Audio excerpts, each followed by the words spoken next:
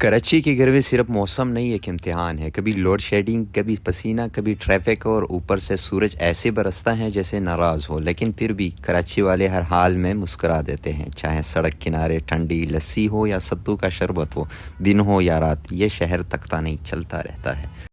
Duty पे जाते हुए गर्मी ने मेरा भी बुरा हाल कर दिया था। इतने में मेरी नज़र रोड के किनारे सत्तू की शरबत पे पड़ी। इससे पहले मैंने कभी ज़िंदगी में सत्तू का शरबत ट्राई नहीं किया था। इसके बारे में बहुत सुना था कि सत्तू का शरबत एक ठंडा और तवानाई देने वाला मशरूब है जो कि ख़ास तौर पर गर्मियों में इसका इस्तेमाल होता है। ये भुने हुए चने या जौ के आटे से बनाया जाता है। ये जिस्म को पूरी तवानाई देता है, गर्मियों से बचाने में मददगार होता है, मैदे को ठंडक देता है और हाजमा बेहतर कर देता है।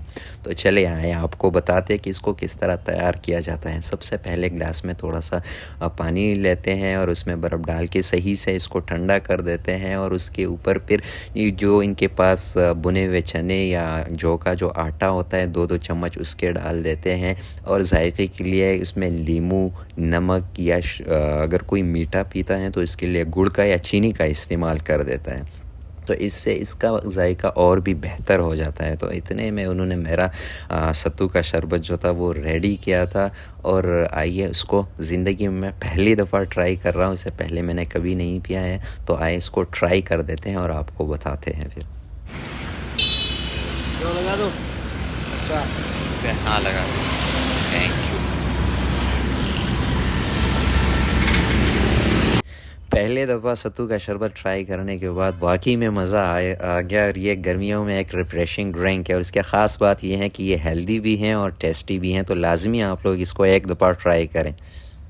हॉस्पिटल में पहुंचते ही मेरी मुलाकात दानिश और जुनैद बैठे हुए थे लॉन्च रूम में और आराम कर रहे थे। मैंने कहा चलो आप लोग अब आराम करें, हम आ गए इवनिंग वाले, तो हम ही बाकी ड्यूटी संभालेंगे। तो चेंज करके अपने काम में लग गए। उसके बाद आज जुम्मे का दिन था तो नमाज के लिए फिर जाना था जुम्मा पढ़ने। तो जुम्मा हम पढ़ने कराची का सबसे बड़ा जो तबलीगी मरकज़ है वहाँ हम जुम्मा पढ़ने जाते हैं। मेरे साथ इनाम था। इनाम को अगर आप लोग जानते तो ये मेरा क्लासमेट भी है, लेकिन इस डिपार्टमेंट में ये मेरा सीनियर है। ये मुझसे यहाँ पे पहले आए हैं और मैंने जो कुछ सीखा है वो इनाम से ही सीखा है। इनका बहुत सपोर्ट रहा है हमेशा की तरह मेरे साथ।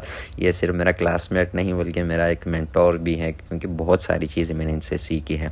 तो ये आप लोग देख रहे हैं ये कराची का सबसे बड़ा जो तबलीगी मरकज़ है, हॉस्पिटल के करीब ही हैं। तो हम जुम्मा पढ़ने यहाँ पे जाते हैं और जैसे आप यहाँ पे एंटर कर देते हैं तो यहाँ पे आप लोगों को नज़र आ रहा होगा जो हमारा किडनी हॉस्पिटल है टब्बा का, तो वो उसके उस साइड पे टब्बा किडनी है और दूसरी साइड पे टब्बा हार्ट है जहाँ पे हम काम कर रहे हैं। तो ये इतना बड़ा सा मरकज़ है जहाँ पे बहुत सारे लोग बहुत दूर दूर से यहाँ पे नमाज़ पढ़ने आते।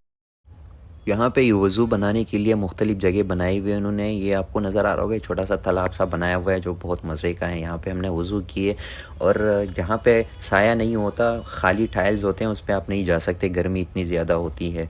तो नमाज़ पढ़ी हमने वहाँ पे और फिर वापस जैसे बाहर आ गई। तो अक्सर जब हम छोटे होते थे स्कूल से वापस जाते थे तो कुल्फ़ी वाली पे नज़र पड़ती, कुल्फ़ी ले लेते थे। तो वही याद ताज़ा करते हुए हमने कुल्फ़ी ली है। और तो इन हमने कहा यार कुल्फ़ी खाती हुई भी इसकी भी कुछ क्लिप्स आनी चाहिए व्लॉग में। तो हमने खाते खाते हॉस्पिटल पहुंच गए और हॉस्पिटल में पहुंचते ही आप लोगों को पता है वही पुरानी रूटीन स्टार्ट हो जाती है काम में, प्रोसीजर के ऊपर प्रोसीजर काम स्टार्ट हो जाते हैं। तो यहाँ पे हम अपने व्लॉग को एंड कर रहे हैं। अगर आप लोगों को हमारा व्लॉग पसंद आया तो लाइक शेयर करें और फॉलो करें। थैंक